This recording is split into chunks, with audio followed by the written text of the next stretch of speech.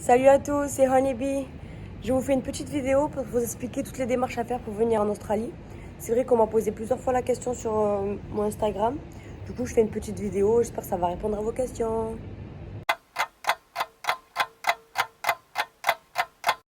Du coup, la première étape, c'est essentiel. Vous devez avoir un passeport valide pour pouvoir voyager. Donc, pour ceux qui n'ont pas de passeport valide, je pense que ça coûte 86 € pour faire un passeport.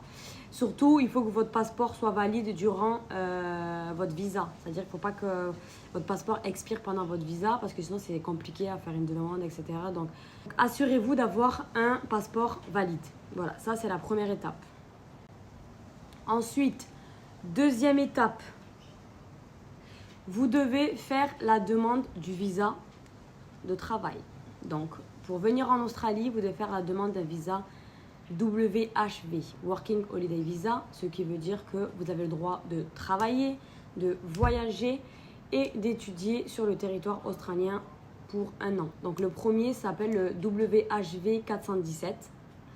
Donc, vous allez sur le site du gouvernement australien et vous pouvez faire la demande du visa. Ce visa coûte aux alentours en euros de 300 € qui équivaut à 485 $, il me semble. Soit, quand tu fais la demande de ton visa, tu peux recevoir une réponse très rapide dans les minutes qui suivent et ils te disent « Ok, accepté », soit ça prend quelques semaines. Donc, une fois que vous avez l'obtention de votre visa, c'est là où vous pouvez commencer à prendre vos billets d'avion. Ne prenez surtout pas vos billets d'avion si vous n'avez pas reçu votre visa. Parce que des fois, il y a des cas où ils ne reçoivent pas le visa, ils n'ont pas été acceptés, on ne sait jamais. Donc surtout, vous faites la demande de votre visa. Une fois que vous avez votre visa accepté, là, on prend les billets d'avion.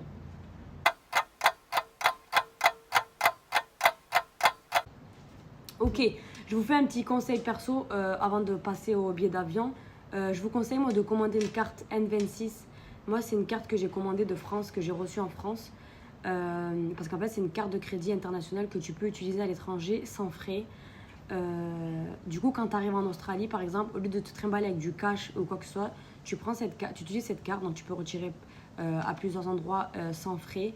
Et comme ça, par exemple, tu fais un virement de ton compte français à ton compte N26 et au moins, tu n'as pas de frais. Parce qu'il faut savoir que quand tu utilises ta carte française ici à l'étranger, ça dépend quelle banque vous êtes, mais souvent, il y a des frais. Du coup, c'est une petite parenthèse. Je vous mettrai les détails au pire pour ceux qui veulent savoir. Voilà.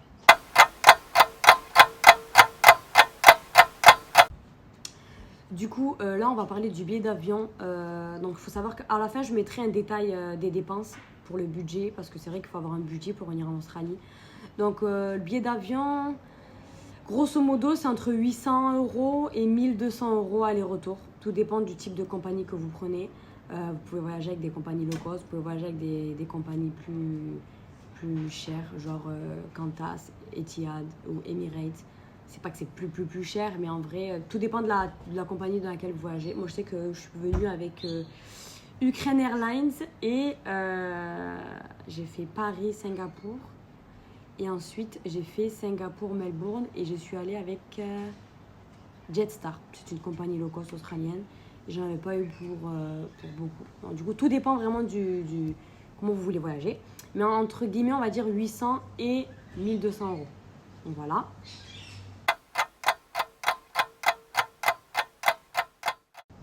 Ensuite, une fois que vous avez pris votre billet d'avion, bien sûr, pendant que vous payez votre billet d'avion, vous devez choisir votre destination. Donc il faut savoir qu'il y a plusieurs villes où vous pouvez atterrir en Australie. Donc il y a Sydney, Melbourne, Brisbane, Darwin, Cairns, Adelaide, Perth, il y en a plusieurs. Du coup, à vous de voir. Il faut juste savoir que les saisons sont inversées, c'est-à-dire qu'il faut vraiment voir la météo. Tout dépend quel climat vous préférez. Moi, j'ai atterri à Melbourne, mais j'ai une préférence pour Brisbane, par exemple. Après avoir voyagé, je préfère Brisbane. C'est plus petit, cosy, il fait beau. Du coup, voilà. Vous avez juste à vous renseigner sur toutes les villes et vous voyez laquelle vous attire le plus pour débuter. Au début, moi, je suis allée à Melbourne, c'était très bien d'ailleurs. Donc voilà, il y a plusieurs villes. Donc, à vous de choisir. Il faut bien choisir sa ville. Comme ça, après, vous pouvez prendre votre billet d'avion. Vous voyez ce que je veux dire? Non, mais ça, c'est logique. Du coup, voilà. Ça, c'est billet d'avion. Ok. Donc voilà, une fois que vous avez votre billet d'avion réservé, votre ville, etc., vous devez prendre une assurance santé. Elle n'est pas obligatoire, mais je vous assure, avec du vécu, prenez une assurance santé. En gros, c'est comme si c'était une mutuelle, c'est l'assurance qui va vous couvrir en cas de besoin en Australie. Docteur, dentiste, enfin, tout ça. Et c'est vrai qu'ici, c'est extrêmement cher, le docteur, les médicaments, enfin, tout ça pour se faire soigner. C'est pas comme en France où on a un système magique, parce qu'au final, on s'en rend pas compte. Mais oui, on a un très bon système en France. Du coup, je vous conseille de prendre une assurance. C'est à peu près 35 € par mois, on va dire, je pense. Donc, comptez 400 € par an, tu vois. Mais franchement, prenez une assurance. Parce qu'on ne sait jamais ce qui peut arriver et il vaut mieux prévenir que guérir. Du coup, voilà, il y a plusieurs types d'assurances. Il y a Shapka, c'est la plus connue pour les gens qui voyagent en PVT, en Working Holidays. Mais je la recommande pas forcément. Il y a ACS, il y a Gobayava. Il y en a plusieurs. Ça, vous pouvez juste regarder sur Internet. Moi, la mienne, c'est ACS. Franchement, je la recommande. J'ai eu déjà quelques soucis pour me soigner. Et ils ont été très, très, très, très professionnels. Et ils m'ont remboursé direct. Franchement, j'ai eu aucun souci. Donc moi, personnellement, je recommande ACS, mais il y en a plusieurs, je vous mettrai des noms. Et voilà, mais surtout, prenez une assurance parce qu'on ne sait jamais ce qui peut arriver et je vous assure que ça va très vite. Du coup, petit conseil avant de partir en Australie, moi je vous conseille de faire un check docteur, dentiste, ophtalmo pour ceux qui ont des problèmes de vue, dermato, genre tout ça vraiment parce qu'en Australie c'est extrêmement cher, même si vous avez l'assurance. Donc faites vraiment un dernier check avant de partir. Même il y a des médicaments que vous n'allez pas trouver ici en Australie ou que c'est extrêmement cher. Les filles, la pilule, ceux qui ont des problèmes d'acné, enfin il y a plusieurs types de problèmes. Mais vraiment allez voir le docteur, il va vous faire une petite liste, genre antibiotiques ou quoi, des trucs au cas où que forcément peut-être on va pas trouver en Australie où c'est cher. Et en vrai ça sert toujours. Donc là, on dit que vous allez prendre votre vol dans 2 mois. Vous êtes à M-2. Je vous conseille de juste louer la première semaine de logement à votre arrivée. Donc c'est soit vous la louez dans une auberge de jeunesse, c'est le moins cher. Donc auberge de jeunesse, ça veut dire tu loues un lit dans un dortoir. Voilà, ça reste le moins cher et tout le monde fait ça en Australie en vrai. Donc tu en as pour grosso modo entre 150 $ et 200 $ la semaine, tout dépend de la saison, dans une auberge de jeunesse. Mais louez au moins une semaine, comme ça quand vous arrivez, vous n'avez pas de stress en mode ouais demain il faut que je retrouve un autre truc ou quoi. Après vous pouvez aussi prendre dans un Airbnb, si vous êtes un couple, vous pouvez prendre un Airbnb, une chambre privée, ça coûte rien du tout, c'est 200 $ aussi la semaine. Donc à vous de voir ce que vous voulez faire. Moi je sais que j'ai pris dans un Airbnb parce que je voulais rattraper mon sommeil, voilà, parce que ce qui est important, c'est surtout, vous allez devoir faire des papiers à votre arrivée et il vous faut du temps. Il vous faut au moins une semaine pour faire les papiers. Et ensuite, surtout quand vous allez faire vos papiers, vous devez rester dans la même ville au moins pendant 3 semaines. Voilà, du coup, parce que quand vous allez arriver dans la première semaine, vous allez devoir faire des papiers. Donc, premier papier, c'est vous allez faire votre demande de TFN. C'est le Tax File Number. C'est votre numéro fiscal. En fait, sans ce numéro, vous ne pourrez pas travailler. Donc, parce que les employeurs ont besoin de ce numéro pour vous déclarer.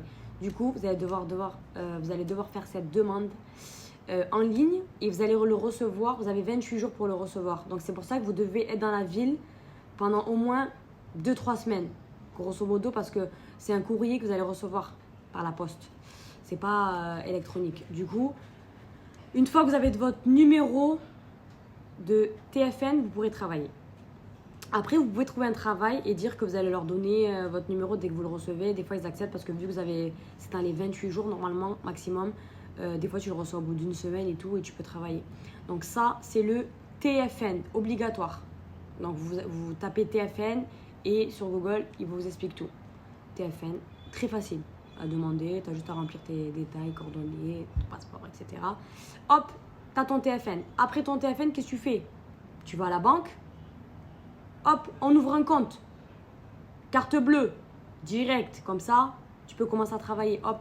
Donc, moi, je conseille la Westpac parce que pour moi, c'est beaucoup plus facile parce qu'il faut savoir qu'en Australie, en gros, tu vas devoir ouvrir un compte courant, donc comme en France, et tu vas devoir aussi ouvrir un compte superannuation. La superannuation, c'est ta retraite en fait. Donc c'est obligatoire en Australie d'en avoir un. Et la Westpac, ils proposent directement de t'ouvrir directement ton compte courant, ta superannuation, et si tu veux, ton compte e-saver, c'est-à-dire si tu veux mettre de l'argent un peu de côté. Donc franchement, la Westpac, je peux faire les 3 directs en un rendez-vous. Donc du coup, c'est beaucoup plus facile. Moi, c'est encore une fois un conseil perso. Donc voilà, banque, comme ça, tu reçois ta carte bleue. Et au prix, tu peux arrêter d'utiliser ta carte française ou ta carte N26 comme j'ai dit avant et tu utilises directement ta carte australienne. Du coup, carte bleue. Ensuite, pour ceux qui ont le permis de conduire, n'oubliez surtout pas de faire la demande de votre permis international en France. Comme ça, quand vous arrivez, il est valable pendant 3 mois et au moins vous n'avez pas de soucis. Et ensuite, c'est très facile à le faire traduire en Australie. Vous devez juste aller au service des transports. Vous devez juste faire traduire dans un premier temps votre permis de conduire en anglais ici. Ça coûte $60. Et ensuite, vous allez au service des transports, vous leur montrez et ils vous le traduisent et ils vous donnent directement un permis australien. Comme quoi, vous avez le droit de conduire sur le territoire australien. Donc, c'est assez facile à faire. Et surtout, n'oubliez pas, parce que les gens pensent que c'est compliqué, mais en fait, c'est pas compliqué. Ça dépend juste quel état, parce qu'ici en Australie, il y a plusieurs états. Mais vous avez juste à vous renseigner au service des transports et c'est facile à faire. Comme ça, vous galérez pas. Vous avez directement votre permis australien, l'équivalent de votre permis de français, mais en Australie. Et au moins, c'est facile. Du coup, voilà, ça. Ensuite, bien évidemment, génération 2021, on a besoin d'une carte SIM. Comme ça, vous avez un numéro australien et il y en a plusieurs aussi. Optus, Telstra. C'est quoi que tu m'as dit? Adi Mobile. Enfin, il y en a plusieurs. Donc voilà, moi je suis chez Optus. Voilà, j'aime bien. Même si le réseau, des fois, il capte pas trop, je vous avoue. Telstra, c'est bien, mais c'est un peu cher. Adi Mobile, c'est moins cher, mais ça passe sur le réseau Telstra. Il y a aussi AmySIM, ça passe sur le réseau Telstra aussi. Et apparemment, c'est pas très cher. Bon, il y en a plusieurs en gros, mais au moins vous devez avoir une carte SIM australienne pour avoir un numéro australien parce que pour travailler, c'est mieux. Les Australiens vont pas s'amuser à appeler votre numéro français, vous voyez. Donc voilà, numéro australien, pardon. Donc ça. Ensuite, une fois que vous avez un numéro australien, il faut surtout que vous ayez un CV australien à jour. Donc, CV australien, c'est en anglais. Il y a des exemples sur Internet, pardon, que vous pouvez trouver très facilement. Donc, vous devez faire vos CV australiens donc en anglais. Et vous n'oubliez surtout pas de mettre votre numéro australien en haut. Comme ça, ils n'hésiteront pas à vous appeler. Votre adresse résidentielle, donc le logement que vous avez réservé, ou sinon... non, il n'y a pas de sinon, l'adresse où vous logez. Donc voilà. Ah oui, grosse parenthèse, j'ai oublié de vous parler de ça. Ne faites surtout pas la même erreur que je pense 80% des personnes qui viennent en Australie ont fait la même. C'est ne venez pas avec une grosse valise ou un gros backpack parce qu'en fait, ici, c'est moins cher qu'en France pour, on va dire, pour acheter des affaires et tout. Et du coup, en vrai, ne vous encombrez pas parce qu'au final, ici, ça coûte moins cher. Et en fait, ici, les saisons, il fait chaud. Donc des fois, ça sert à rien de prendre trop d'affaires d'hiver. Donc en fait, tu vas te débarrasser, tu vas racheter, tu vas te débarrasser, tu vas racheter. Donc en fait, voyagez léger. Parce que moi, petite anecdote, j'ai envoyé au moins 4 fois des valises en France parce que j'achète tout le temps des affaires. Parce que, voilà quoi, tu vis. Et du coup, franchement, voyagez léger. Parce qu'en fait, ici, vous allez trouver tout ce que vous voulez, vous allez le trouver. Et en vrai, ça reste pas très cher. Les gens qui disent, ouais, c'est trop cher et tout, non. Il y a des shops vintage, second hand, tu peux trouver des friperies. Et vraiment, c'est vraiment pas cher. Genre, tu peux trouver des bons trucs, mais à prix réduit, quoi. Non, en vrai, ouais. Et même les magasins et tout, ça va. Ça va. parce que voilà, hein, l'Australie, ça reste, il y a H&M, Zara, enfin il y a de tout, hein. Nike, JD, enfin ce que vous voulez pour ceux qui veulent vraiment les marques, voilà. Mais sinon, moi je conseille vraiment les friperies et tout parce que vraiment on trouve des choses pas mal. Du coup voilà, sur ça c'était la petite parenthèse, je referme la parenthèse.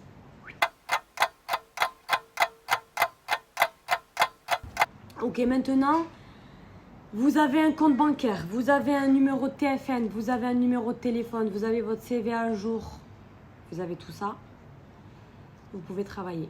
Du coup, comment trouver du travail en Australie? Franchement, vous avez juste déjà, dans un premier temps, le numéro 1, c'est être motivé.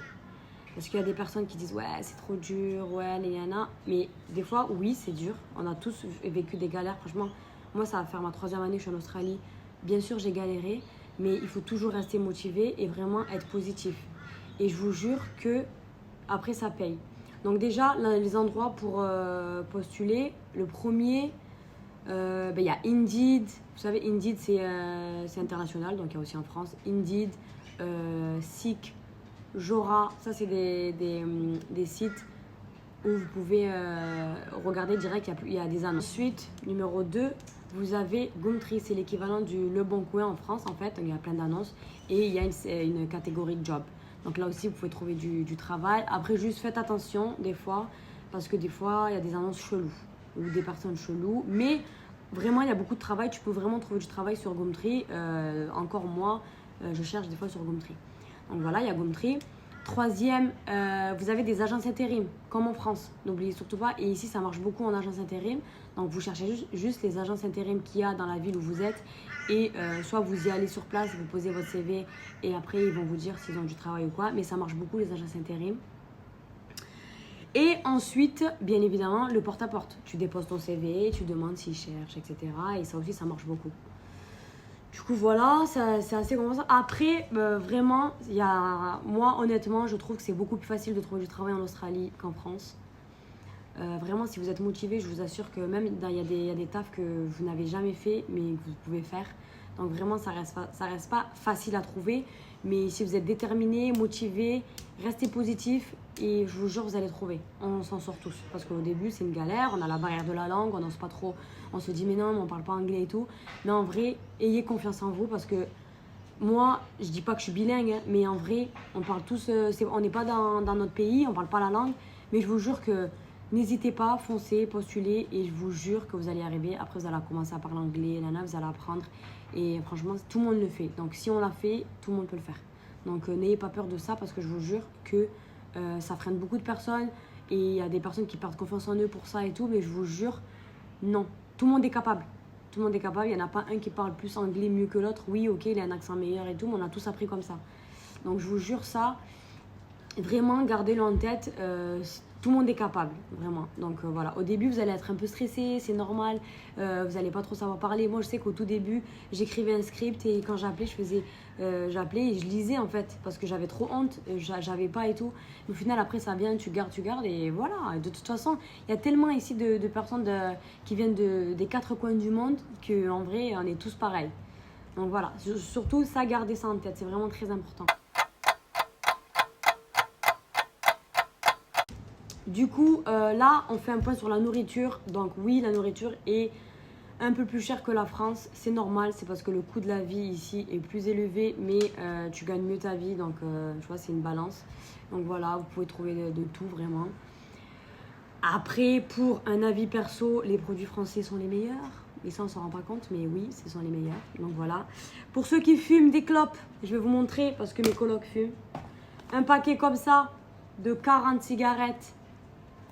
Ça coûte 50 $, grosso modo, tout dépend les états, mais ça peut être 50 $, 60 $. Donc là, vide. Si vous voulez fumer des Indus, accrochez-vous. Ensuite, vous avez aussi ça, c'est le paquet de tabac avec du tabac dedans. Ça aussi, ça coûte 60 $. Donc ça, je vous ai dit celui-là, ça équivaut à 35 €. 30 €, 35 €. On est loin des 10 € du paquet de la France. Voilà. Donc, si vous venez en Australie, arrêtez de fumer. C'est mieux. Ensuite, alcool. Bon, moi, je ne bois pas d'alcool, mais apparemment, l'alcool, c'est plus cher. c'est beaucoup plus cher qu'en France. Voilà. Mais après, comme je vous ai dit, en vrai, vu que vous allez mieux gagner votre vie, vous pouvez vous permettre de vous acheter des trucs. Mais bon, voilà, boire, ce n'est pas bon pour la santé. Mais voilà, tu peux faire la fête et tout. Après, il y a des alcools qui sont un peu moins chers ici. En vrai, ça va. Parce que en vrai, tout le monde en achète. Mais juste si tu compares à la France, c'est beaucoup plus cher que la France. Mais ton rythme de vie et tu vas être mieux payé. Donc, tu vas pouvoir te faire plaisir. Donc voilà, moi je bois pas d'alcool, mais voilà. Vous allez trouver tous les alcools par contre.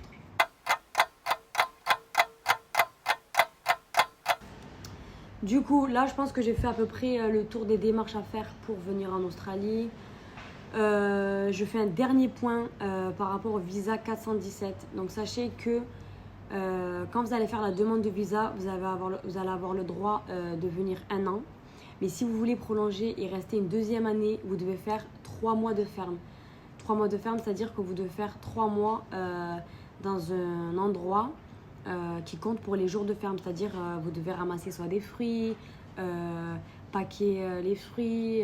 Enfin, il y a plusieurs types de travail qui existent pour les jours de ferme.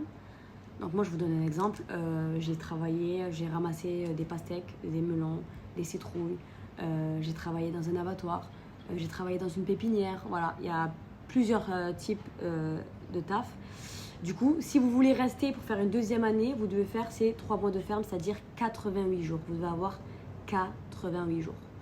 Donc on pense que c'est rien, mais au final, des fois c'est long. Mais par contre, je vous conseille de faire ces 3 mois de ferme parce que c'est une expérience de malade. En fait, il faut le vivre pour le comprendre. Ok, des fois c'est dur. Moi, j'ai eu des galères. Je dis pas le contraire. Hein.